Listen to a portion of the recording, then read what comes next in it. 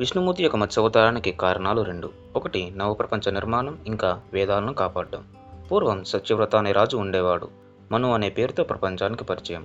ఒకరోజు రాజు చెరువులో స్నానం చేస్తుండగా ఒక చిన్న చేప తన చేతిలోకి వచ్చింది.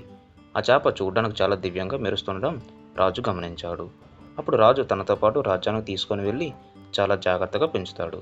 అది రోజురోజుకి చాలా పెద్దగా అవడంతో రాజు దానిని సముద్రంలో వదిలేస్తాడు. అలా కొన్ని రోజులకు చేప రాజు దగ్గరకు వచ్చి తన అసలైన రూపంలోకి వస్తుంది. ఇలా కొన్ని రోజుల్లో పెద్ద ప్రళయం వస్తుంది. ఈ ప్రపంచాన్ని నువ్వే కాపాడాలి. దానికోసం నువ్వు ఒక పెద్ద నావను, 7 ఋషులను, అన్ని జంతువుల యొక్క జతను, అన్ని చెట్ల విత్తనాలను సేకరించు అని చెప్తుంది. సరే అని రాజు పెద్ద నావను, 7 ఋషులను, మత్స్యావతారంలో విష్ణుమూర్తి చెప్పిన ప్రతి ఒక్కదాన్ని సేకరిస్తాడు.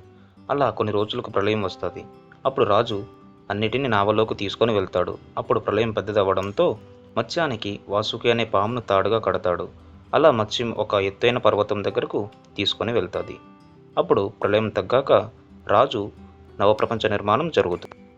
మత్స్యావతారానికి రెండవ కారణం, ప్రళయం అయ్యాక, నవప్రపంచ నిర్మాణం అయ్యాక హయగ్రీవ్ అనే రాక్షసుడు బ్రహ్మదేవుడు నిద్రిస్తున్న సమయంలో వేదాలను దొంగతనం చేసి సముద్రంలోకి దాస్తాడు.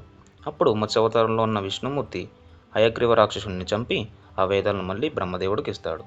అలా మత్స్యావతారంలో 2 కార్యాలు అయ్యాక మళ్ళీ విష్ణుమూర్తిలో కలిసిపోతుంది.